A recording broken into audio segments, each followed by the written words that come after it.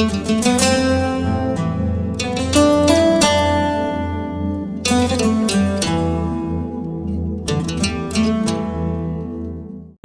ప్రియమైన దేవుని వారలారా, మీ అందరికీ కూడా ప్రభువైన యేసుక్రీస్తు వారి పేట నా వందనాలండి. చిన్న ప్రార్థన చేసుకుందాము.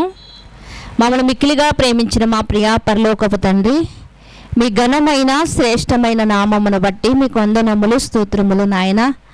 గడిచిన వారమంతయు తండ్రి మీరు ఎక్కల చాటును మమ్మల్ని కాచి దాచి భద్రపరిచి ఆరోగ్యాన్ని ఇచ్చి ఆయుష్ కాలాన్ని ఇచ్చి ఆహారాన్ని ఇచ్చి మమ్మల్ని పెంచి పోషించిన విధానాన్ని బట్టి మీ కృతజ్ఞతాస్తుతులు చెల్లించుకుంటున్నాము దేవా తండ్రి. అయ్యా, ఇప్పటి వరకు మీరు జరిగించినటువంటి కార్యక్రమాన్ని బట్టి మీ కృతజ్ఞతాస్తుతులు తండ్రి.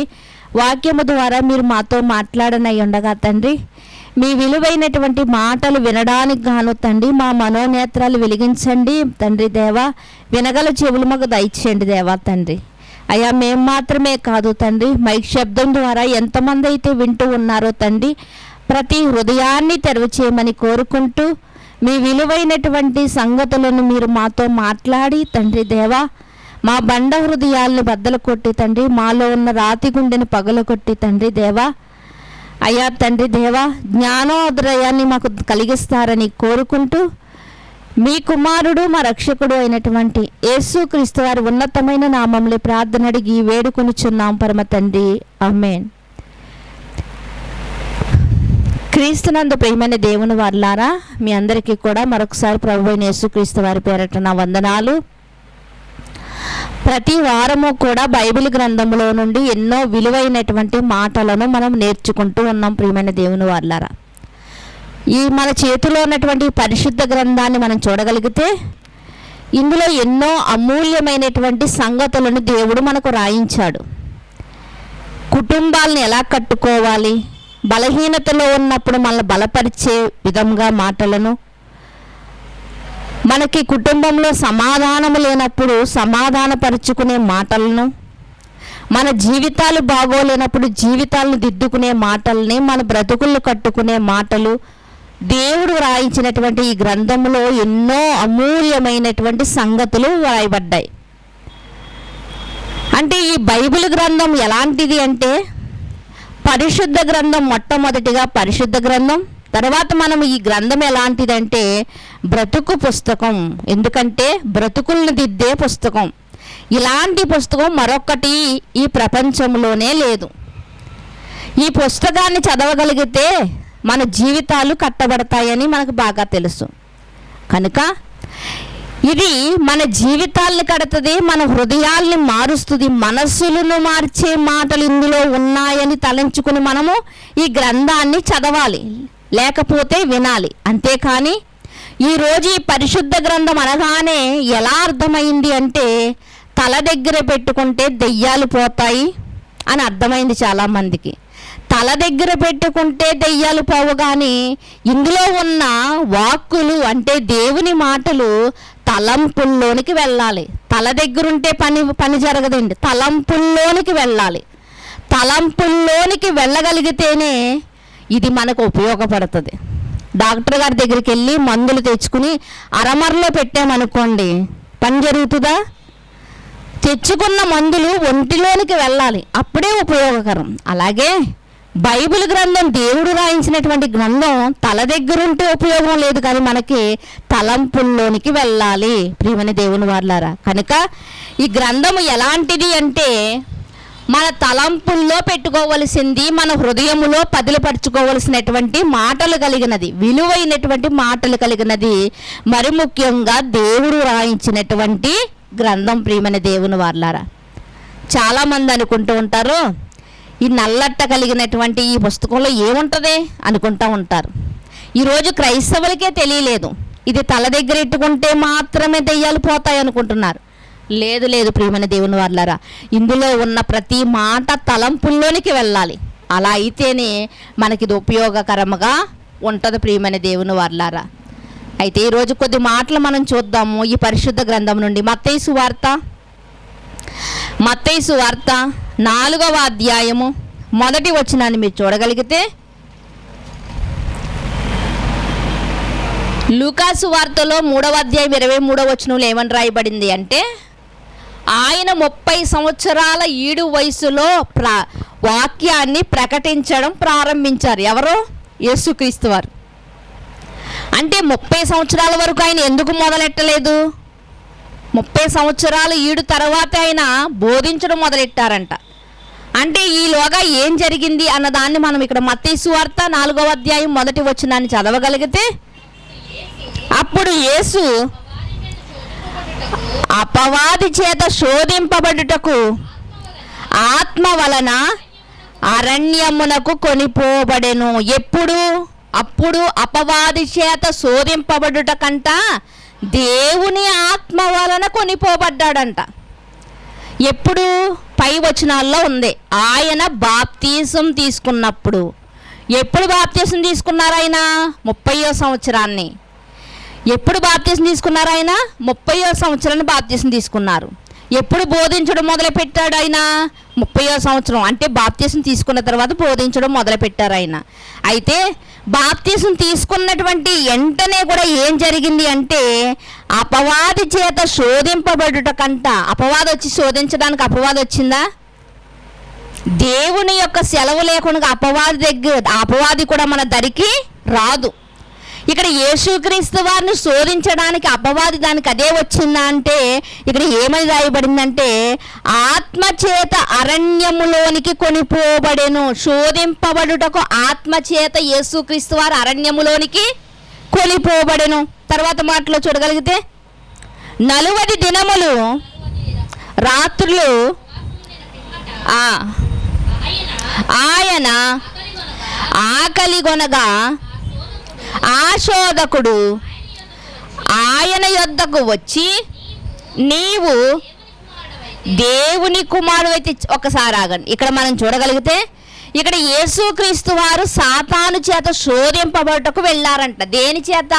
ఆత్మ ప్రేరణ కలిగిన వారుగా. అంటే 40 దినాలు పగలు 40 దినాలు రాత్రులంట యేసుక్రీస్తు వారు శోధింపబడ్డారంట.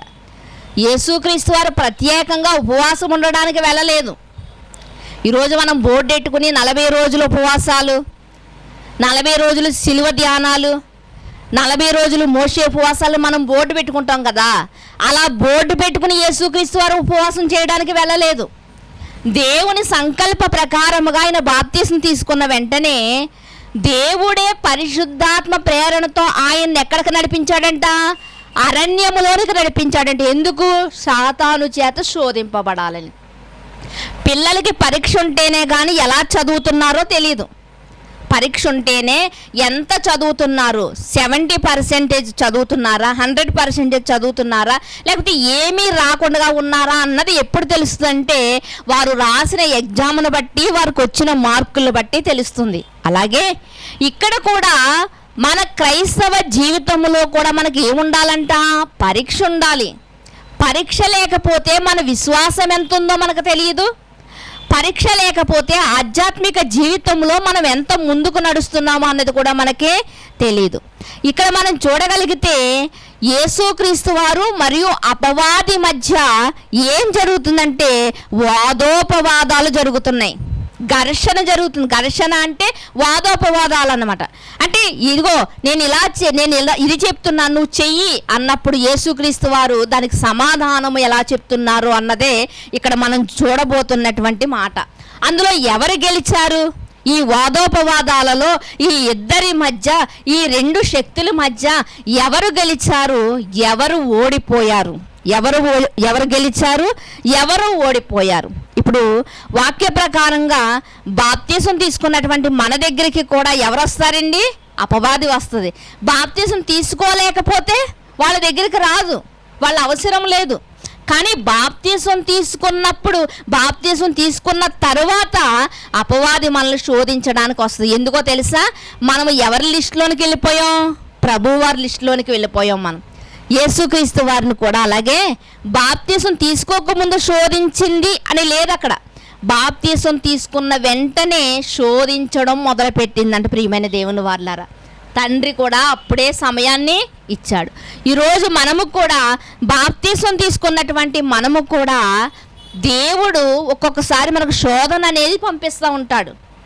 ఏంటి, మన కళ్ళ ముందు మేలిమి బంగారం ఉందండి, దాన్ని కంసాలి వారు కాల్చరా దాన్ని కాలుస్తారు కదా. అలాగే మనల్ని కూడా దేవుడు ఏం చేస్తాడు అంటే బాప్తిసం తీసుకున్న తర్వాత కొన్ని పరీక్షలు పెడుతూ ఉంటాడు, సాతానికి అప్పగిస్తూ ఉంటాడు, ఒక్కొక్కసారి శోధింపబడుటకు. అందులో మన గెలిపేంటి, మనం గెలుపులో ఉన్నామా ఓటమిలో ఉన్నామా అన్నది మనకి తెలియాలి. ప్రియమైన దేవుని వారలారా, మనకేంటంటే ఆవేశం ఎక్కువ, ఆలోచన తక్కువ. మనం ఏదైనప్పటికీ కూడా మనం ఏమనుకుంటామంటే ఇది సాతాను పనే అనుకుంటాం. కానీ కొన్నిసార్లు మన విశ్వాస విషయంలో దేవుడు పరీక్షించడానికి మనల్ని ఏం చేస్తాడు అంటే సాతానుకి అప్పగిస్తాడు. యోబు గారిని ఎవరికి అప్పగించాడు? యోబు గారిని సాతాను వచ్చి శోధించడానికి గల కారణం ఏంటి? ఎవరు అధికారం ఇచ్చారు? దేవుడే అధికారం ఇచ్చాడు.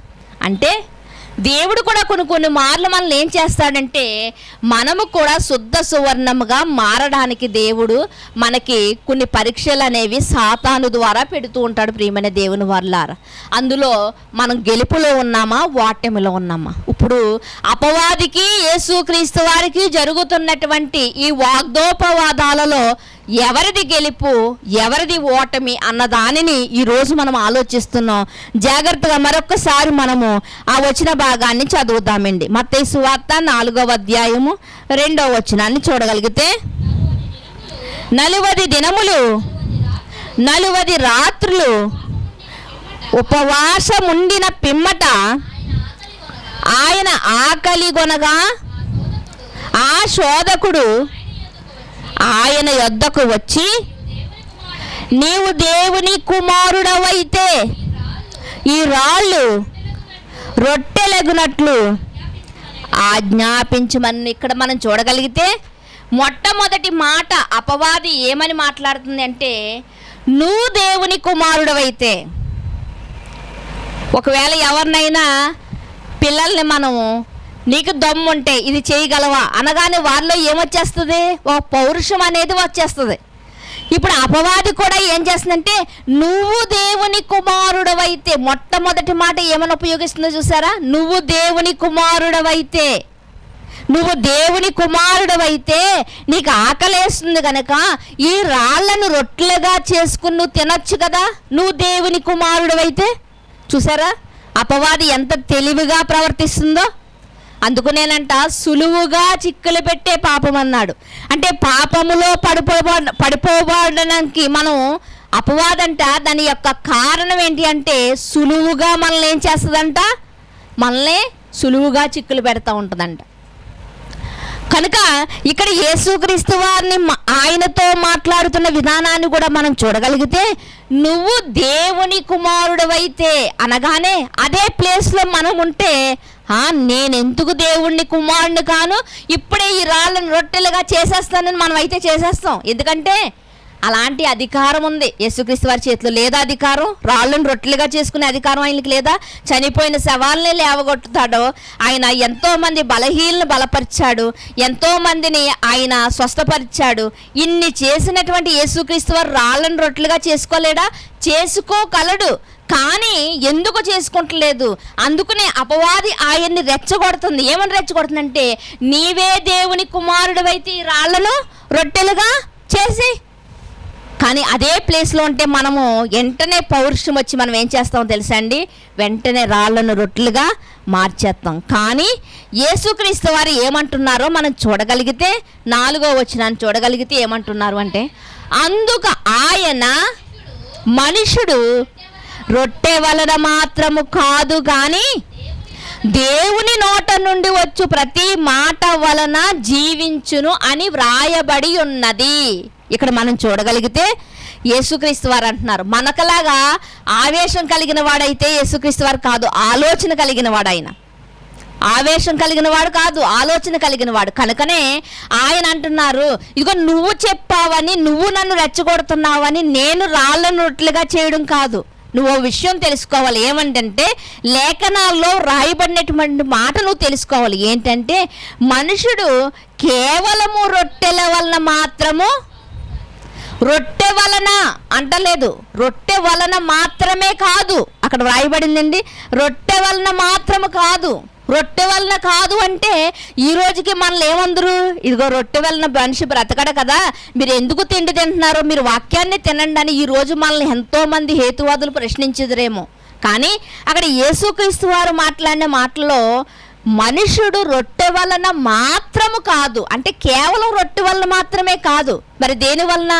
శరీరానికి తిండి అవసరం. మరి లోపల ఒక ఆత్మ ఉంది కదా, ఈ ఆత్మను గురించి సమాజంలో తెలియకపోవచ్చు, కానీ బైబిల్ చేత పట్టుకున్న మనందరికీ కూడా ఏంటి తెలిసింది? లోపల ఈ 6 అడుగుల దేహాన్ని జీవింపచేసేది, నడిపించేది ఏంటి? ఆత్మ. ఆత్మ. కనుక యేసుక్రీస్తు వారు ఏమంటున్నారంటే కేవలం రొట్టె వలన మాత్రము కాదు, దేవుని నోట నుండి వచ్చే ప్రతి మాట వలన మనిషి బ్రతుకుతాడు. శరీరం నడవాలంటే తిండి అవసరం, కానీ ఆత్మ జీవించాలి అంటే ఆత్మకి ఏమవసరం?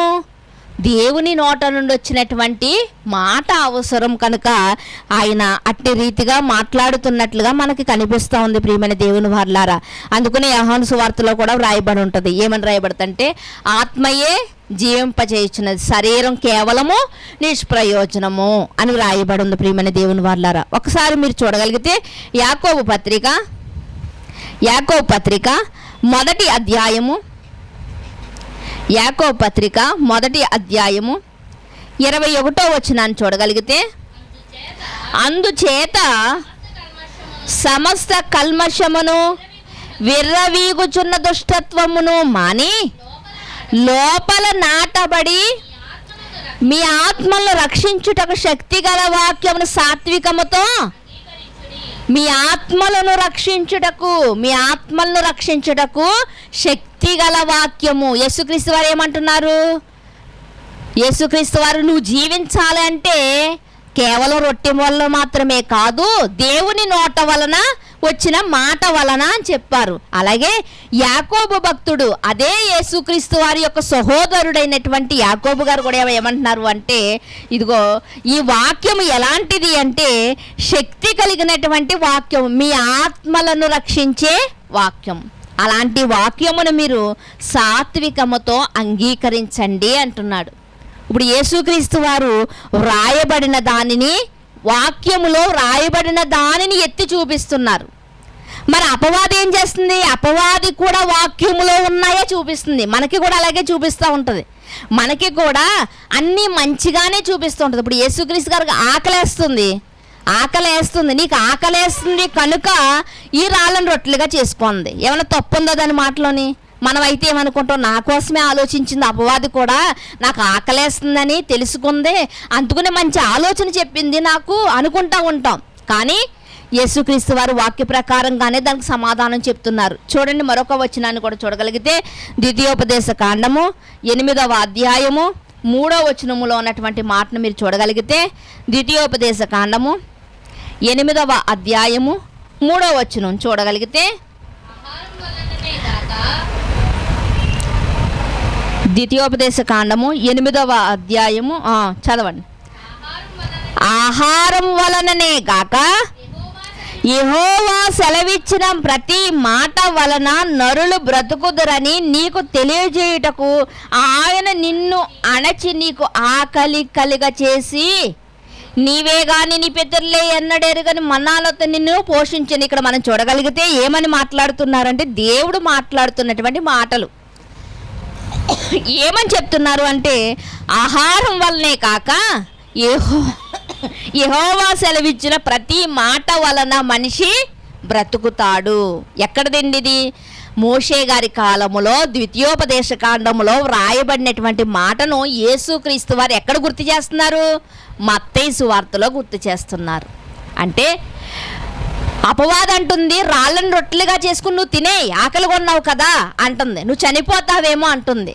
కానీ యేసుక్రీస్తు వారు అంటున్నారు రొట్టె వల్ల మాత్రమే కాదు, శరీరం చనిపోయినా ఆత్మ మాత్రం ఎప్పుడు జీవింపజేస్తుంది. అలాంటి ఆత్మకి ఏం కావాలి అంటే దేవుని నోట నుండి వచ్చినటువంటి మాట కావాలి అని చెప్పినప్పుడు, ఈ మాట ద్వారా ఈ ధర్మశాస్త్రాన్ని ఎత్తి అపవాది ప్రశ్నించింది. ధర్మశాస్త్రాన్ని ఎత్తే యేసుక్రీస్తు వారు సమాధానం చెప్పారు. అంటే మొట్టమొదటి శోధనలోనే ఎవరు గెలిచారు, ఎవరు ఓటమి పొందారు అంటే ప్రియమైన దేవుని వారలారా, యేసుక్రీస్తు వారు గెలిచారు. దేని ద్వారా? వాక్యము ద్వారా. అపవాది ఓడిపోయింది ప్రియమైన దేవుని వల్ల. అంటే వాక్యం ముందు అపవాది జయించలేకపోయింది. అందుకనే అపవాదిని తరిమి కొట్టండి అన్నాడు. అంటే తరిమి కొట్టగలిగినటువంటి సామర్థ్యం ఎవరికి ఇచ్చాడు? దేవుడు మనకిచ్చాడు. అపవాదిని తరిమి కొట్టండి. దేనితో తరిమి కొట్టాలి? బైబిల్ చేతితో పట్టుకుని ఏసు రక్తం చేయి అంటే దెయ్యం వెళ్ళిపోతుందా? అపవాది వెళ్ళిపోతుందా? వెళ్ళిపోదు. అలాగంటే అలా వెళ్ళిపోతే యేసుక్రీస్తు వారినే శోధించదు అసలు, అంతే కదా. యేసుక్రీస్తు వారి దగ్గరికి వచ్చే అపవాది శోధిస్తుంది అంటే యేసు రక్తం చెప్తే మనం వెళ్ళిపోద్దా? అపవాది వెళ్ళిపోదు ప్రియమైన దేవుని వారలారా. అపవాదిని ఎలా తరిమి కొట్టాలి అంటే వాక్యంతో తరిమి కొట్టాలి. ఇప్పుడు యేసుక్రీస్తు వారు ఎలా తరిమారు? వాక్యంతోనే తరిమారు. వాక్యంతో సమాధానం చెప్పారు. నువ్వేమో శరీరాన్నేమో బ్రతికించుకోమంటున్నావు, కానీ శరీరం కన్నా ముఖ్యమైనది ఏముందో తెలుసా? ఆత్మ ఉంది. ఆ ఆత్మకు మాత్రం దేవుని మాటే ముఖ్యము అని చెప్పారు. ఇక రెండవ మాటను కూడా మనం చూడగలిగితే, రెండో మాటను మత్తయి సువార్తలోకి మళ్ళీ వెళ్దామండి. అంటే ప్రతి మనిషి తెలుసుకోవలసినటువంటి విషయం ఏమిటి అంటే, కడుపు నిండాలి అంటే ఆహారం తినాలి. మరి హృదయం నిండాలి అంటే వాక్యాన్ని స్వీకరించాలి. ప్రియమైన దేవుని వారలారా, కనుక వాక్యాన్ని స్వీకరించాలి అంటే, వాక్యం మనం హృదయంలో ఉండాలి అంటే మనం ఏం చేయాలి? దివారాత్రములు ధ్యానించాలి. కీర్తనల గ్రంథం 1వ అధ్యాయంలో మనకు కనిపిస్తుంది. దివారాత్రులు ఏం చేయాలంట? వాక్యాన్ని ధ్యానించాలంట. అలా వాక్యాన్ని ధ్యానించినప్పుడు వాక్యం ఎక్కడ ఉంటుంది? మన హృదయాల్లో ఉంటుంది. మన హృదయంలో వాక్యం ఉన్నప్పుడు మనం ఎవరికైనా వాక్యంతో సమాధానం చెప్పగలుగుతాం. ఇప్పుడు యేసుక్రీస్తు వారు హృదయం అంతా వాక్యం ఉంది. ఎక్కడ నేర్చుకున్నారు? నా తండ్రి దగ్గర నేర్చుకున్న సంగతులను మాత్రమే మీకు బోధిస్తున్నాను అన్నాడు ఆయన. అంటే యేసుక్రీస్తు వారు తన తండ్రి దగ్గర నేర్చుకున్నప్పుడు తన హృదయం అంతా వాక్యంతో నింపి వేసుకున్నాడు. కనుకనే అపవాది ఆయన దగ్గరికి వచ్చినప్పుడు వాక్యముతోనే అపవాదిని తరిమి కొట్టాడు. ప్రియమైన దేవుని వారలారా, చూడండి మరొకసారి అదే మత్తయి సువార్త 4వ అధ్యాయము 5-6 వచనాలు చదువుకుందాం. అంతటా అపవాది పరిశుద్ధ పట్టణమునకు ఆయనను తీసుకుని పోయి దేవాలయం శిఖరమును ఆయన నిలవబెట్టి, నీవు దేవుని కుమారుడవైతే కిందికి దూకుము. ఆయన చాలండి. ఇక్కడ మనం చూడగలిగితే ఇక్కడ మరలా మరొక ప్రశ్న వేస్తుంది. ఎవరు? శోధనలో భాగం అండి ఇది. శోధనలో భాగం. మరొక ప్రశ్న వేస్తుంది. నీవే గాని దేవుని కుమారుడవైతే నీవు ఈ దేవాలయం శిఖరం నుంచి, ఎత్తైన దేవాలయం శిఖరం నుంచి కిందకు దూకే. ఎందుకో తెలుసా? మీ వాక్యంలోనే, మీ గ్రంథంలోనే మీ దేవుడే ఏమని రాయించాడో తెలుసా? ఇదిగో, నా పిల్లలు పడిపోతున్నప్పుడు ఎవరు ఎత్తుతారంట? పాదములకు రాయి తగలకుండా దేవదూతలు వచ్చంట కాపాడుతారంట. అక్కడ చూడండి, రాయబడిన మాటను చూడగలిగితే, ఆయన నిన్ను గూర్చి తన దూతలకు ఆజ్ఞాపించి నీ పాదం ఎల్లప్పుడూ రాతికి తగలకుండా వారు నిన్ను ఎత్తుకొందురు, చేతులతో ఎత్తి పట్టుకుందురు అని వ్రాయబడి ఉంది కదా. అపవాది ఎక్కడ మాట చూపించింది? బైబిల్లో ఉన్న మాటే చూపించింది. అపవాది తన సొంత మాటలేం చెప్పనవసరం లేదండి. వాక్యాల్లో ఉన్నవి చూపించే మనకు ఎరేస్తూ ఉంటుంది. వాక్యంలో ఉన్న మాటని చూపించే ఇదిగో దేవాలయ శిఖరం మీదకు తీసుకెళ్ళిపోయిందంట. తీసుకెళ్ళిపోయి యేసు ప్రభు వారిని అంటుంది, ఇదిగో ఇక్కడి నుంచి కిందకు దూకి. ఎందుకో తెలుసా? మీ బైబిల్ గ్రంథంలో ఏమని రాయబడిందో తెలుసా? ఇదిగో ఇలా దూకేసినా సరే దేవుడు తన దూతలను ఆజ్ఞాపించి నీ పాదాలకు రాయి తగలకుండా నిన్ను ఎత్తి పట్టుకుందరు. ఎవరు? దేవదూతలు అని వ్రాయబడింది అంటుంది. ఎక్కడ రాయబడింది? అపవాది ఎక్కడి నుండి మాట్లాడుతుంది? ఏ వచనాన్ని తీసుకుంది అంటే కీర్తనల గ్రంథము 91వ అధ్యాయము 11వ వచనమండి. నీ మార్గములన్నిటిలో నిన్ను కాపాడుటకు ఆయన నిన్ను గూర్చి తన దూతలకు ఆజ్ఞాపించెను, నీ పాదములకు రాయి తగులకుండా వారు నిన్ను తమ చేతుల మీద ఎత్తి పట్టుకొందురు. ధర్మశాస్త్రములో లేకపోతే పాత నిబంధనలో రాయబడినటువంటి మాటను తీసుకుని అపవాది ఎవరి దగ్గర గుర్తు చేస్తుంది? యేసుక్రీస్తు వారి దగ్గరే గుర్తు చేస్తుందంటే యేసుక్రీస్తు వారికే వాక్యాన్ని బోధిస్తుంది. ఏమనో తెలుసా? ఇదిగో దేవుడు నిన్ను రాయి తగలకుండా కాపాడుతానని వాగ్దానం చేశాడు కదా వాక్యంలో. కనుక నువ్వు దూకే, ఈ దేవాలయ శిఖరం నుంచి నువ్వు దూకే అని చెప్తూ ఉంది ప్రియమైన దేవుని వారలారా. అప్పుడు యేసుక్రీస్తు వారు ఏమంటున్నారు అంటే, ఇప్పుడు అపవాది మాట్లాడుతున్నటువంటి మాటల్లో మనకి ఏమైనా తప్పు కనిపిస్తుందా? మనకి ఏ తప్పు కనిపించట్లేదు, అన్నీ మనం ఎంచుకేలా కనిపిస్తుంది. ఇంకా పైగా అది వాక్యాన్ని ఎత్తి మాట్లాడుతుంది. ఎవరితో మాట్లాడుతుంది? యేసుక్రీస్తు వారితోనే మాట్లాడుతూ వాక్యముతోనే యేసుక్రీస్తు వారిని ఏం చేస్తుంది? శోధిస్తుంది. వాక్యముతోనే అపవాది యేసుక్రీస్తు వారిని శోధిస్తుంది అంటే ఇదే బైబిల్ మన తలకాడెట్టుకుని అపవాది పొమ్ము అంటే పోతుందా? యేసుక్రీస్తు వారి దగ్గరికే వచ్చి ఆయన శోధిస్తుంది. అలాంటిది యేసురత్నం చేయి అంటే పోతుంది? అది పోదు ప్రియమైన దేవుని వారలారా. అలా ఏదో నిమ్మకాయలకి చీపిరి గట్లతో కొడితే పోయే అపవాది అయితే ఇది కాదు ప్రియమైన దేవుని వారలారా. మరి ఈ అపవాదిని ఎలా తరిమి కొట్టాలంటే వాక్యముతో మాత్రమే తరిమి కొట్టాలి.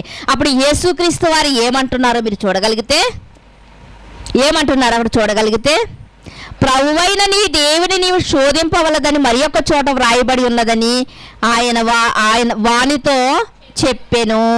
ఇక్కడ అంటున్నారన్నమాట, నీ ప్రభువైన దేవుని నువ్వు శోధించకూడదని మరి ఒక చోట వ్రాయబడి ఉన్నది అని చెప్తున్నారు. ఇంతకీ కొండ మీద కానీ లేకపోతే దేవాలయం శిఖరం మీదకి ఎక్కి దూకేస్తే దేవుడు కాపాడుతానని రాయించాడు. అక్కడ కీర్తనల గ్రంథంలో వ్రాయబడి ఉంది. మరి అదే మాట యేసుక్రీస్తు వారి దగ్గర అపవాది చెబుతుంటే యేసుక్రీస్తు వారు ఎందుకు ఆ మాట వినలేదు? ఎందుకు వినలేదు? చాలా ఒక్కొక్క మాట ఉందనుకోండి, ఒక మాట ఒక చోట పలికినప్పుడు దానికి గౌరవం వస్తుంది మనకి. అదే మాట మరొక చోట పలికామనుకోండి దానివల్ల మనకి అవమానం వస్తుంది.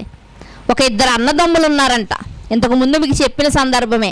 ఇద్దరు అన్నదమ్ములు ఉన్నారంటే ఇద్దరు అన్నదమ్ముల్లో పెద్దవాడు పెద్దరికంగా వ్యవహరిస్తున్నాడు, అంటే ఊరికి ఒక పెద్ద మనిషిగా వ్యవహరిస్తున్నాడు. ఒకరోజు ఆ ఊరిలో ఉన్నటువంటి ఒక యవ్వనస్తుడు చనిపోయాడు. చనిపోయినప్పుడు ఇతను ఏం చేశాడు అంటే ఆ ఇంటికి వెళ్ళి ఆ యవ్వనస్తుడిని పోగొట్టుకున్నటువంటి ఆ తల్లి దగ్గరికి వెళ్ళి ఆ తల్లిని హక్కును చేర్చుకుని, అమ్మా నీ కుమారుడు చనిపోయాడని నువ్వు బాధపడకమ్మా, నేను కూడా నీ కుమారుడు లాంటోనే, నీ కుమారుడు నిన్ను ఎలా చూసుకున్నాడో నేను కూడా అదే రీతిగా నిన్ను చూసుకోగలను, నీకు ఏ అవసరత వచ్చినా నాతో చెప్పమ్మా, నీ కుమారుడు స్థానాన్ని నేను భర్తీ చేస్తాను అని చెప్పి ఆ తల్లిని ఓదార్చి అతడు ఇంటికి వెళ్ళిపోయాడు. అతి కొద్ది దినాలలోనే ఆ ఊర్లో మరొక వ్యక్తి చనిపోయాడు. ఆ వ్యక్తి చనిపోయినప్పుడు ఈ పెద్ద మనిషి యొక్క తమ్ముడు అనుకున్నాడు, నాకంటే ముందు వెళ్ళిన అన్న రావాల్సినటువంటి ఘనత అంతా పొందుకుంటున్నాడు కాబట్టి ఈసారి నా అన్న కన్నా ముందు నేనే వెళ్తాను, ఆ ఘనత అంతా నేను పొందుకుంటాను, అందరూ నన్నే శబాష్ అంటారు, నా అన్న పలికినటువంటి మాటలు నేను పలుకుతాను, నా అన్నకి ఇస్తున్నటువంటి గౌరవం నాకు ఇస్తారని చెప్పి అన్నయ్య కన్నా ముందు వెళ్ళిపోయి తమ్ముడు ఏం చేశాడు అంటే చనిపోయిన వారి ఇంటికి వెళ్ళి చనిపోయిన వ్యక్తి పాడి మీద ఉండగానే చనిపోయిన వ్యక్తి యొక్క భార్య దగ్గరికి వెళ్ళి, అమ్మా నీ భర్త ఎలాంటి వాడో, నీ భర్త నిన్ను ఎలా చూసుకున్నాడో నేను కూడా నిన్ను అలాగే చూసుకుంటాను అంటే, ఇంతకు ముందు అన్నయ్య ఏ మాటలైతే పలికాడో ఆ మాటలనే ఇతను కూడా పలుకుతున్నాడు. నీ భర్త నిన్ను ఎలా చూసుకున్నాడో నేను కూడా అలా చేసుకుంటాను, నీ భర్త లేని లోటు నీకు తీరుస్తాను. ఇలా ఒక తమ్ముడు, ఇంతకు ముందు అన్నయ్య ఎలా అయితే ఒక కొడుకు కోసం ఒక తల్లి దగ్గర మాట్లాడాడో అదే మాటల్ని ఒక భర్తను కోల్పోయినటువంటి భార్య దగ్గర తమ్ముడు మాట్లాడేసరికి అందరూ చీపురు గట్ల తీశారంట. అంటే నీ భర్త స్థానాన్ని నేను భర్తీ చేస్తానన్నా ఎంత తప్పు, నీ కొడుకు స్థానాన్ని నేను భర్తీ చేసి నీ కొడుకు వల్ల నిన్ను ఆదరిస్తాను అనడం బాగుంది. అంతేగాని భర్తను కోల్పోయిన భార్య దగ్గరికి వెళ్ళి నీ భర్త స్థానాన్ని నేను భర్తీ చేస్తాను, నీ భర్త లేని లోటు నీకు తీరుస్తానంటే బాగుంటుందా? అందరూ చీపిరి గట్టలు తీశారు. అంటే ఎక్కడ వాడవలసినటువంటి పదాన్ని అక్కడ వాడాలి. ఇప్పుడు తండ్రి అయినటువంటి దేవుడు కీర్తనల గ్రంథంలో ఏమి రాయించాడు అంటే, నీవు పడిపోయినా కానీ నీ పాదములకు రాయి తగలకుండా దేవదూతలు నిన్ను కాపాడతారు అని రాయించాడు. ఎప్పుడు పడిపోయినప్పుడు? మనం కావాలని సూసైడ్ చేసుకుంటే దేవుడు కాపాడతాడా? మనం కావాలని ఆత్మహత్య చేసుకోవడానికి కొండెక్కితే దేవుడు కాపాడతాడా? అంటే దేవుడు ఏ పరిస్థితుల్లో దేవుడు కాపాడతానన్నాడు అన్నది మనకు అర్థం కావాలి. అంతే కదండి. చాలామంది ప్రార్థనలో ఏం చేస్తూ ఉంటారంటే బైబిల్లో ఉన్నటువంటి వాగ్దానాలు ఎత్తి ప్రార్థిస్తూ ఉంటారు. ఏమని చెప్తూ ఉంటారంటే, అబ్రహాంను ఆశీర్వదించిన దేవా నన్ను ఆశీర్వదించు అంటుంటారు. మరి అబ్రహాముకు ఉన్నటువంటి విశ్వాసం నీకుందా? యోబు గారికి ఇచ్చిన 2 ఆశీర్వాదం నాకు ఇవ్వి అంటారు. యోబు గారి వలె ఎలాంటి కష్ట పరిస్థితి వచ్చినా, ఎంత నష్టం కలిగినా దేవుడు ఇచ్చాడు, దేవుడు తీసుకుని వెళ్ళిపోయాడు, దేవుని నామానికే మహిమ కలుగును గాక అని నువ్వు అనగలదువా? ఒకవేళ అట్టి రీతిగా అంటే యోబుకి ఇచ్చిన 2 ఆశీర్వాదాన్ని నీకు కూడా దేవుడు ఇస్తాడు. కనుక వాక్య భాగాన్ని చదువుతున్నప్పుడు కానీ వింటున్నప్పుడు కానీ అది మనకు సంబంధించిందేనా, మన కాలానికి సంబంధించిందేనా, మన పరిస్థితుల్లో మనం వాడుకోవచ్చా పదాన్ని? ఇవన్నీ మనకు ఆలోచన కావాలి ప్రియమైన దేవుని వాళ్ళారా. అందుకనే అంటున్నాను, మనకు ఆలోచన ఉండదు కానీ ఆవేశం మాత్రం ఉంటుంది. ఏ అబ్రహాముని ఆశీర్వదించిన వాడు నన్ను ఎందుకు ఆశీర్వదించో అంటూ ఉంటారు ప్రియమైన దేవుని. కనుక కీర్తనల గ్రంథంలో రాయబడినటువంటి మాట కరెక్టే. నీ పాదాలకు రాయి తగలకుండా నిన్ను ఎవరు పట్టుకుంటారు? దేవదూతలు ఎత్తి పట్టుకుంటారు. కరెక్టే. కానీ ఎప్పుడు పట్టుకుంటారు అంటే, ఇగో అపవాదం ఏమంటుంది, ఇప్పుడు ఆత్మహత్య చేసుకో, పైనుంచి దూకేస్తే దేవుడు నిన్ను పట్టుకుంటాడు అని ఈ వాక్యం జ్ఞాపకం చేస్తుంది. కానీ అలా మనం ఆత్మహత్య చేసుకునేటప్పుడు మనం కావాలని పడిపోతే దేవుడు మనల్ని కాపాడ్డు. కానీ మన సువార్త పనిలో మనం వెళ్తున్నప్పుడు కానీ, మన సువార్త పరిచర్యలో ఉన్నప్పుడు కానీ, మనం పడిపోయే పరిస్థితుల్లో ఉన్నప్పుడు దేవుడు తప్పకుండా తన దేవదూతలు మనకి కావలించుతాడు. ఎందుకో తెలుసా? మనం వెళ్తున్నది, మనం శ్రమ పడుతున్నది ఏ పని? సువార్త పని. సర్వలోకానికి వెళ్ళండి ఆయన అప్పగించిన పని. కాబట్టి ఆ పనిలో ఉన్నప్పుడు మనకేం జరుగుతుంది అంటే, ఏ అపాయము కలగకుండానంట దేవదూతలంట మళ్ళీ ఎత్తి పట్టుకుంటారంట. ఇది అపవాది ఎవరికి గుర్తు చేస్తుంది? నువ్వు దూకే, కావాలని దూకే, ఆత్మహత్య చేసుకో, అప్పుడు దేవుడు నిన్ను పట్టుకుంటాడు అంటుంది. ఇది వాస్తవమా? మనకు కావాలని పొరపాట్లు చేస్తే, మనకు కావాలని తప్పులు చేస్తే దేవుడు క్షమిస్తాడా? దేవుడు క్షమించడు. అంటే ఎలా మలిచిందో చూసారో వాక్యాన్ని మలిచి యేసుక్రీస్తు వారినే తిరకాసులో పెట్టాలని ఎవరు చూస్తున్నారు? అపవాది చూస్తుంది. అలాంటి యేసుక్రీస్తు వారి పేరును మనం చెబితే ఈరోజు అపవాది వెళ్ళిపోద్దా? లేదు. యేసుక్రీస్తు వారు మనకు అదే చెప్తున్నారు, నా పేరు చెప్పడం కాదు, మీరు వాక్యముతో తరిమి కట్టండి అపవాదిని, వాక్యంతో సమాధానం చెప్పండి. ఇక నీకు ఆకలిగా ఉన్నావు కదా, రాళ్ళను రొట్టెలుగా చేసుకుంటే కేవలం రాళ్ళ వల్లనే కాదు, దేవుని మాట వలన కూడా మనిషి బ్రతుకుతాడని వాక్యంతో మీరు సమాధానం చెప్పండి. ఇక ఇక్కడి నుంచి దేవదూతలు ఎత్తి పట్టుకుంటారు అని ప్రశ్నించింది. ఇక్కడి నుంచి నేను దూకడం కాదు, ఒకవేళ సువార్త పనిలో వెళ్తున్నప్పుడు, నేను పడిపోతున్నప్పుడు, నాకు కష్టం కలిగినప్పుడు, నేను దేవుడి మీద ఆనుకుని ఉన్నప్పుడు, నాకు ఇబ్బంది కలిగినప్పుడు దేవుడు నన్ను ఏం చేస్తాడో తెలుసా? నేను అడగకుండానే దేవుడు తప్పకుండా నా పాదములకు రాయి తగలకుండా అయినా నన్ను ఎత్తి పట్టుకుంటాడు. ఇలా వాక్యంతో చెప్పగలగాలి ప్రియమైన దేవుని వాళ్ళారా. చూడండి, మరొక మాటను కూడా మరో ప్రశ్న వేస్తుంది, అది కూడా మనం చూడగలిగితే. దానికన్నా ముందు ఒకసారి మీరు చూడండి, మత్తయి సువార్త 4వ అధ్యాయము 8-9 వచనాలు మీరు చూడగలిగితే ఏమని?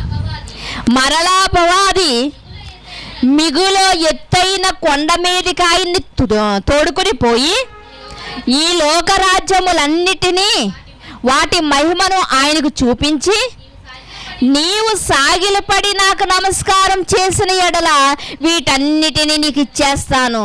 ఏమంటానండి? ఎత్తైన కొండ మీదకి తీసుకెళ్ళిపోయిందంటే ఎవరినే? యేసుక్రీస్తు వారిని ఎత్తైన కొండ మీదకి తీసుకువెళ్ళిందంటే మనల్ని తీసుకెళ్ళలేదా? మనకి ఎక్కడ కావాలంటే అక్కడ తీసుకెళ్ళిపోద్ది.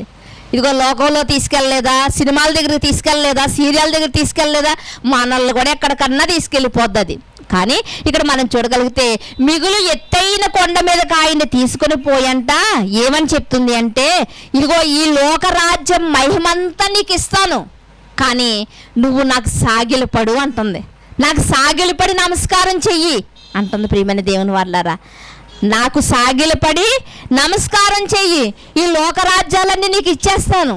మనమైతే ఏమంటాము, ఒక్కసారి సాష్టాంగపడ్డవేంటి, 100 సార్లు సాష్టాంగపడిపోతాం మనమైతే. దేనికోసం? రాజ్యాల మీద అధికారం ఇస్తానంటే ఎవరు వద్దంటారండి, ఎవరు వద్దంటారు? కనుక ఇక్కడ యేసుక్రీస్తు వారికి వల వేస్తుంది ఏమని అంటే, ఇదిగో ఈ రాజ్యములన్నీ కూడా నీకు ఇచ్చేస్తాను, నాకు సాష్టాంగపడు అని చెప్తున్నప్పుడు మరి యేసుక్రీస్తు వారు ఏం చేస్తున్నారు, ఒకసారి మన వాక్యం ద్వారా ఏం గుర్తు చేస్తున్నాడో ఆయన మనం చూడగలిగితే ఏమంటే, యేసు వానితో సాతానా ప్రభువైన నీ దేవుని మొక్కి ఆయనను మాత్రమే సేవించాలి. ఏమంటున్నాడు యేసుక్రీస్తు వారు? సాతానా వెనుకొక పొమ్ము, ఎందుకో తెలుసా? ప్రభువైన తండ్రిని మాత్రమే ఏం చేయాలి? నమస్కరించాలి. మరి ఎవరిని నమస్కరించకూడదు, మరి ఎవరిని సేవించకూడదు, ఇది నీకు తెలియదా? రాయబడి ఉంది అని చెప్పారు. ప్రియమైన దేవుని వారు ఎక్కడ ఉంది? యేసుక్రీస్తు వారు ఎక్కడ మాటను చూసి చెప్తున్నారు? సొంత మాటనా? యేసుక్రీస్తు వారు సొంత మాటలు ఎప్పుడు చెప్పలేదు, బైబిల్లో ఉన్న మాటలనే చెప్పారు. ఎక్కడుందో ఒకసారి మనం చూడగలిగితే నిర్గమాకాండం 20వ అధ్యాయం 4వ వచనంలో ఉన్న మాటను మీరు చూడగలిగితే, నిర్గమాకాండము 20వ అధ్యాయము 4వ వచనాన్ని చూడండి. పైన ఆకాశమందే కానీ కింద భూమి అందే కానీ భూమి క్రింద నేల యందే కానీ ఉండు దేని రూపమును అయినను విగ్రహమునైనను నీవు సేవించకూడదు, చేసుకొనకూడదు, వాటికి సాగిలపడకూడదు, వాటిని పూజింపకూడదు. ఇక్కడ యేసుక్రీస్తు వారు మాట్లాడిన మాట ఎక్కడి నుంచి మాట్లాడుతున్నారు? బైబిల్లో నుండే. ఎక్కడుంది? నిర్గమాకాండములో ఉంది. నిర్గమాకాండం 20వ అధ్యాయం 4వ వచనంలో మనం చూడగలిగితే ఏమంటున్నాడు అంటే, ఆకాశమందే కానీ భూమి అందే కానీ భూమి కింద నేల యందే కానీ ఏ ప్రతిమను మీరు చేసుకోకూడదు, ఏ ప్రతిమకు కూడా మీరు నమస్కారం చేయకూడదు, ఏ ప్రతిమకు కూడా మీరు సాష్టాంగ పడకూడదు, ఏ ప్రతిమను కూడా మీరు పూజింపకూడదు. నువ్వు సాష్టాంగ పడ్డావంటే అది కేవలం తండ్రి అయిన దేవునికి మాత్రమే, తండ్రి అయిన దేవునికి మాత్రమే. దేవుళ్ళు అన్నబడిన వారు చాలామంది ఉన్నారు సమాజంలో, కానీ సృష్టికర్త అయిన వాడు మాత్రం ఒక్కడే, సర్వ సృష్టికి ఆది సంభూతుడు మాత్రం ఒక్కడే. ఆయనకు మాత్రమే మనము సాగిలపడాలి, ఆయనకు మాత్రమే మనం రొక్కాలి, ఆయనను మాత్రమే మనం పూజించాలి అన్నటువంటి ఈ మాటలు ఎవరు గుర్తు చేస్తున్నారు? యేసుక్రీస్తు వారు గుర్తు చేస్తున్నారు. అంటే యేసుక్రీస్తు వారు అపవాది వేస్తున్న ప్రతి ప్రశ్నకు కూడా సమాధానం ఎక్కడి నుండి చెప్తున్నారు? వాక్యములో నుండే చెప్తున్నారు. ఈరోజు మనము కూడా అలా వాక్యము నుండే సమాధానం చెప్పగలిగినటువంటి సామర్థ్యం మనకే ఉండాలి. ప్రియమైన దేవుని వాళ్ళరా, ప్రతి మాట కూడా ధర్మశాస్త్రములో నుండి పాత నిబంధనలో నుండే తీసే దానికి సమాధానం చెప్తున్నారు యేసుక్రీస్తు వారు. చూడండి మరొక మాటను కూడా మీరు చూడగలిగితే, యోహాను పత్రిక మొదటి అధ్యాయము, యోహాను పత్రిక మొదటి అధ్యాయము 16వ వచనమండి. మొదటి పత్రిక మొదటి అధ్యాయము 16, క్షమించండి, 2వ అధ్యాయం 16వ వచనం చూడండి. 2వ అధ్యాయము 16వ వచనం.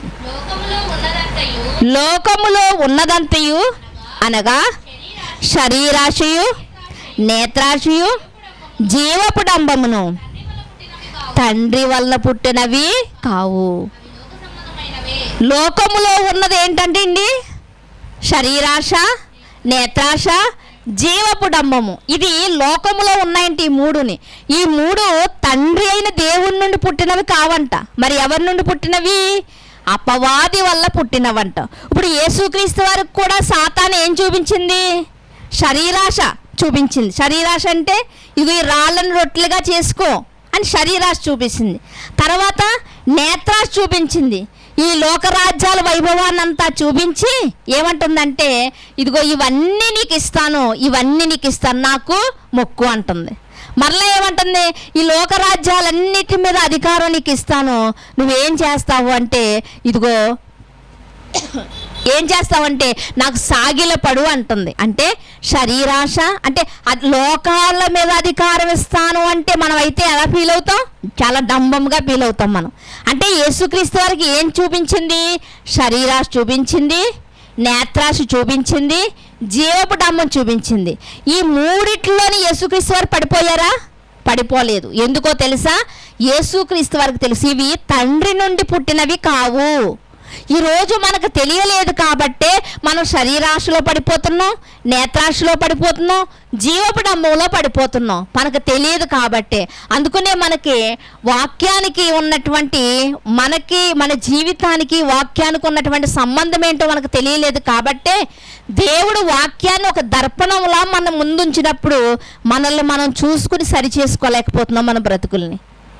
కనుక ప్రియమైన దేవుని వారలారా, ఇక్కడ యేసుక్రీస్తు వారిని మనం చూడగలిగితే ఆయన ఈ 3 లక్షణాలు దానిలో నుండి చూడగానే ఇది అపవాది లక్షణాలు, ఇవి లోక సంబంధమైనవి ఎరిగి ఇవి దేవుని సంబంధమైనవి కావని వాటిని దూరంగా పెట్టాడు. మనమైతే రాళ్ళను రొట్టెలుగా చేసుకోనగానే చేసేసుకుంటాం. ఇది ఇక్కడి నుంచి దూకేయి అనగానే దూకేస్తాం మనం. ఇదిగో ఈ లోకాధికారాలు ఇస్తాను, నాకు ఒకసారి సాష్టాంగపడి అంటే ఒక దండం ఏంటి, కోడి దండాలు ఎట్టేస్తాం మనం. కానీ యేసుక్రీస్తు వారు ఈ 3 కూడా తండ్రి నుండి పుట్టినవి కావని తెలిసినవాడు కనుక వాక్యముతోనే సమాధానం చెప్పినట్లుగా ఉంది. సాతానా పొమ్ము, నీ తండ్రి అయిన దేవుని తప్ప మరొకరు నీవు సేవింపవలదని వ్రాయబడి ఉన్నదని ఆయన సమాధానం చెప్పారు. ఇట్టి రీతిగా సాతానుని మనము వాక్యముతో తరిమి కొట్టగలుగుతున్నామా ప్రియమైన దేవుని వారలారా? వాక్యముతో తరిమి కొట్టలేము కానీ బైబిల్తో మాత్రం తల మీద పెట్టి సాతానా పొమ్ము పొమ్ము పొమ్ము అంటారు. తల మీద బైబిల్ పెట్టినా తలకిందులుగా బైబిల్ పెట్టుకున్నా తలంపులలో బైబిల్ లేకపోతే ప్రయోజనమే ఉండదు ప్రియమైన దేవుని వారలారా. కనుక ఇక్కడ మనం చూడగలిగితే యేసుక్రీస్తు వారు వాక్యముతోనే అపవాది యొక్క గుండెల్లోనికి ఆయన వాక్యపు బాణాలను సంధించినట్లుగా మనకు కనిపిస్తుంది. దేనితో సంధించాలండి? దేనితో కొట్టాలి అపవాదిని? వాక్యముతోనే కొట్టాలి, వాక్యముతోనే కొట్టాలి. అంతేగాని తలపైన బైబిల్ పెట్టినా తల దగ్గర బైబిల్ పెట్టుకున్నా సాతానుడు పోడు, అపవాది పోడు. కనుక అపవాదిని పోగొట్టుకోవాలి అంటే, దాన్ని తరిమి కొట్టాలి అంటే కేవలం నీ తలంపుల్లో వాక్యం ఉండాలి, నీ హృదయంలో వాక్యం ఉండాలి. వాక్యముతోనే దాన్ని తరిమి కొట్టాలి ప్రియమైన దేవుని వారలారా. చివరిగా మరొక వచనాన్ని మనం చదువుకుని ముగించుకుందాం. కీర్తనల గ్రంథము 119వ కీర్తన, కీర్తనల గ్రంథము 119వ కీర్తన 11వ వచనాన్ని చూడగలిగితే, నీ ఎదుట నేను పాపము చేయకుండానట్లు నా హృదయములో నీ వాక్యమును ఉంచుకొని ఉన్నాను. ఏమంటున్నాడండి? నన్ను నీ ఆజ్ఞలో విడిచి తిరగనీయకము అని చెప్పి ఏమన్నాడంటే, నీ ఎదుట నేను పాపము చేయకుండా నా హృదయములో ఏముంచుకున్నానో తెలుసా? నీ వాక్యమును ఉంచుకున్నాను. హృదయములో వాక్యము లేకుండా తలపైన బైబిల్ పెట్టుకుంటే ప్రయోజనం లేదు ప్రియమైన దేవుని వారలారా. అంటే హృదయములో వాక్యం ఉంచుకుంటే పాపం చెయ్యమా? చెయ్యం. ఎందుకో తెలుసా? హృదయములో ఉన్న వాక్యము నిన్ను గద్దిస్తుంది, హృదయములో ఉన్నటువంటి వాక్యము నిన్ను హెచ్చరిస్తుంది. ఇదిగో నువ్వు చేస్తున్న తప్పు, నువ్వు అబద్ధం ఆడుతున్నావు, నువ్వు దొంగతనం చేస్తున్నావు, దేవునికి విరోధమైన కార్యక్రమం నువ్వు చేస్తున్నావని మనలో హృదయములో ఉన్నటువంటి వాక్యం మనల్ని గద్దిస్తుంది. అందుకనే వాక్యం ఎలాంటిదంట? బండల బద్దలు కొట్టు సుత్తి వంటిదంట. వాక్యం ఎలాంటిదంట? చాకలివాని సబ్బు లాంటిదంట. చాకలివాని సబ్బు ఏం చేస్తుంది?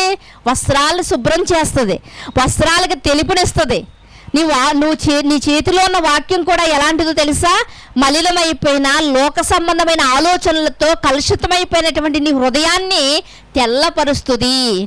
నీ హృదయంలో వాక్యం ఉంటే, నీ హృదయంలో వాక్యం నిన్నేం చేస్తుంది తెలుసా? ఇదిగో అన్నిటితోనూ నువ్వు లోకాధికారాలతో అన్నిటితో నీ హృదయం బండబారిపోయి ఉంటే దాన్ని బద్దలు కొడుతుంది. నీ గుండె రాతిదైపోయి నీ కఠినాత్ముడుగా నువ్వు ప్రవర్తిస్తున్నావు అనుకోండి, కనీసపు ప్రేమలు కూడా నువ్వు చూపించలేకపోతున్నావు అనుకోండి, నీ రాతి గుండెని ఏం చేస్తుందో తెలుసా? పగల కొడుతుంది, మాంసపు గుండెగా మారుస్తుంది. ఎవరు ఏంటి అంటే కేవలం నీ చేతిలో నా చేతిలో ఉన్నటువంటి బైబిల్లో ఉన్నటువంటి వాక్యము మాత్రమే. ఆ వాక్యానికి మాత్రమే అంత సామర్థ్యం ఉంది ప్రియమైన దేవుని వారలారా.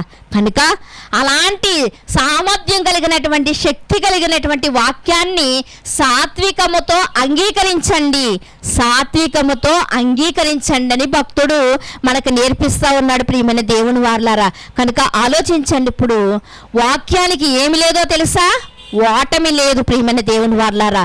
అందుకునే ఈరోజు మనం నేర్చుకున్నటువంటి వాక్యం ఏంటంటే ఓటమి లేని వాక్య ఖడ్గం. యేసుక్రీస్తు వారి చేతిలో ఉన్నటువంటి ఖడ్గం ఏంటి? ఇప్పుడు వరకు మనం చూసింది వాక్య ఖడ్గం. వాక్య ఖడ్గానికి భయపడి ఏమైపోయింది? సాతాను పారిపోయింది. వాక్య ఖడ్గానికి ఓటమి లేదు ప్రియమైన దేవుని వారలారా. ఈరోజు నిమిషానికి 60 బైబిళ్ళు అమ్ముడవుతున్నాయంటే ఈ వాక్యం ఎంతగా సమాజంలో పనిచేస్తుందో మీరు అర్థం చేసుకోండి. దేని గురించి అయినా సరే ఈ బైబిల్ గ్రంథంలో ఉండి తీరాలి ప్రియమైన దేవుని వారలారా. ఎందుకంటే ఒక మనిషి రాసింది అయితే ఒక దాని గురించే రాస్తాడు, కానీ ఇది ఎవరు రాసింది?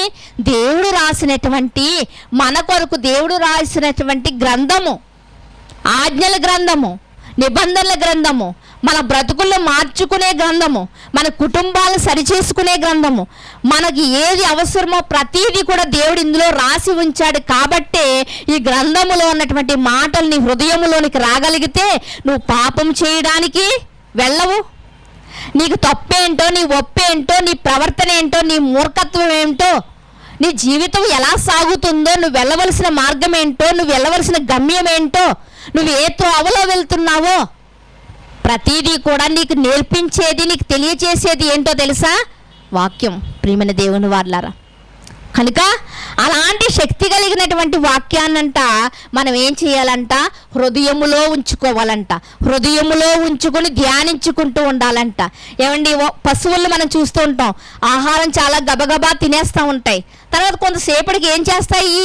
నెమరు వేస్తూ ఉంటాయి. తినేసినప్పుడు దానికి బలం రాదు, కానీ దాన్ని ఏం చేయాలి? నెమరు వేసినప్పుడే దానికి బలము వస్తూ ఉంటుంది. చాలా పశువులు నెమరు వేసుకుంటూ ఉంటాయి ప్రియమైన దేవుని వారలారా. కోడి మనం వేసిన గింజలు చాలా గబగబా తినేస్తూ ఉంటుంది. తినేసిన వెంటనే దానికి బలం వచ్చేయదు, కానీ అది ఏం చేస్తుంది? తిన్న తర్వాత దానికి ఉన్నటువంటి ఆ ముక్కుని నేల మీద అటు ఇటు 1-2 సార్లు అటు ఇటు రాస్తుంది. అలా రాసినప్పుడు దాన్ని తినేసినటువంటి ఆహారము అరుగుదలకు వస్తుంది. అరుగుదలకు వచ్చిన తర్వాతే దాని శారం దాని ఒంటికి పడుతుంది ప్రియమైన దేవుని వల్ల. అలాగే వాక్యము కూడా మనం ఏం చేసుకోవాలంట? హృదయములో ఉంచుకుని దాన్ని ధ్యానించుకోవాలంట. అలా ధ్యానించుకున్న వాడు ఎలా ఉంటాడని కీర్తన గ్రంథం మాట్లాడుతుందంటే నీటి కాలువలన నాటబడిన చెట్టు వలె ఉంటాడంట. నీటి కాలువ వారు నాటబడిన చెట్టు ఎలా ఉంటుంది? ఎండిపోయి ఉంటుందా? ఫలములు లేకుండా ఉంటుందా? చెట్టు పచ్చగా ఉంటుంది, ఫలిస్తూ ఉంటుంది, అనేక మందికి నీడనిస్తూ ఉంటుంది.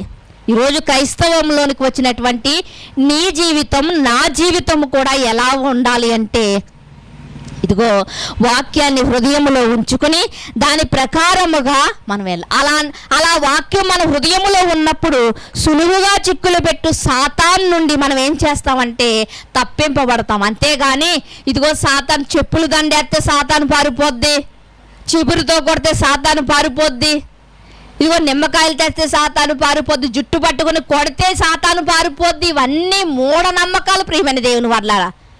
సాతాన్ని తరిమి కొట్టాలి అంటే, అపవాదిని మన దగ్గర నుండి తరిమి కొట్టాలి అంటే ఒకే ఒక సూత్రం ఏమిటి అంటే శక్తి కలిగిన వాక్యము ద్వారానే దాన్ని తరిమి కొట్టగలదు ప్రియమైన దేవుని వారలారా. కనుక మనము ఎలాంటి పరిస్థితుల్లో ఉన్నామో తెలుసా అండి? మనము యుద్ధ భూమిలో ఉన్నట్లుగా ఉన్నాం.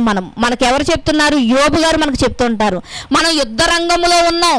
తిమోతికి పౌలు గారు చెబుతూ అంటారు, నువ్వు ఒక సైనికుడు అంటారు. మనం ఎక్కడున్నాం? యుద్ధ భూమిలో ఉన్నాం. లోకంతో యుద్ధం చెయ్యాలి, అపవాదితో యుద్ధం చెయ్యాలి. ఎందుకు యుద్ధం చేయాలంటే మనం ఒక ప్రత్యేకమైన జీవితాన్ని జీవించాలి. కనుక లోకముతోనూ అపవాదితోనూ యుద్ధం చేయాలి. కనుక మనం యుద్ధ రంగంలో ఉన్నాం, యుద్ధ భూమిలో ఉన్నాం. క్రైస్తవుడు ఒక సైనికుడు.